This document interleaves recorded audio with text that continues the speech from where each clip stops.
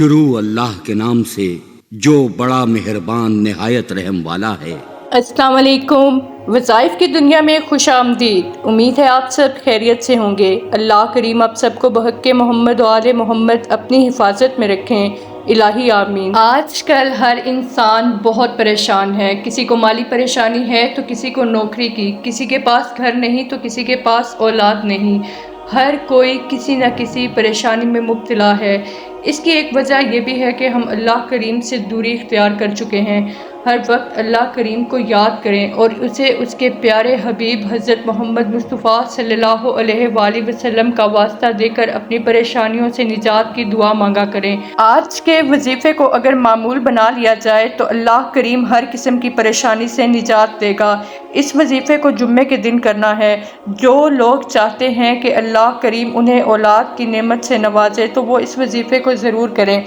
اگر کوئی غربت کی وجہ سے پریشان ہے تو اس وظیفے کو کریں۔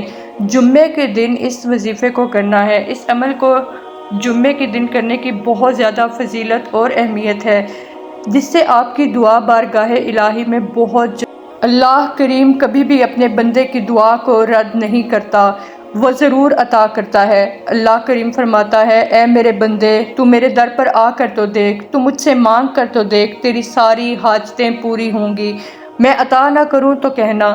جمعے کا دن بعد نماز عصر اسی جگہ بیٹھ کر اللہ کریم کے یہ دو نام یا قابض و یا رزاق 313 مرتبہ پڑھنا ہے۔ اول آخر 5 مرتبہ درود پاک پڑھ لیں۔ آپ کی کوئی بھی مشکل حاجت ہو اس کا تصور رکھ کر پڑھیں، انشاءاللہ حاجت پوری ہوگی، پریشانی دور ہوگی۔ ایک حدیث مبارکہ میں ہے، جابر بن ابی عبداللہ سے روایت ہے کہ حضرت محمد مصطفیٰ صلی اللہ علیہ وآلہ وسلم نے فرمایا کہ جمعہ کے دن ایک ایسی گھڑی ہے کہ اس وقت جو بھی دعا مانگی جائے وہ قبول ہوتی ہے۔ اس گھڑی کو قبولیت کی گھڑی بھی کہتے ہیں۔ اس گھڑی کو عصر کے بعد تلاش کریں، اس قیمتی وقت کو ضائع نہ کیا کریں۔ اس وقت میں اللہ کریم کی بارگاہ میں رو رو کر دعائیں کیا کریں، اللہ کریم آپ کی مشکلات کو دور کرے گا۔ امید کرتی ہوں آج کی ویڈیو آپ کو پسند آئی ہوگی۔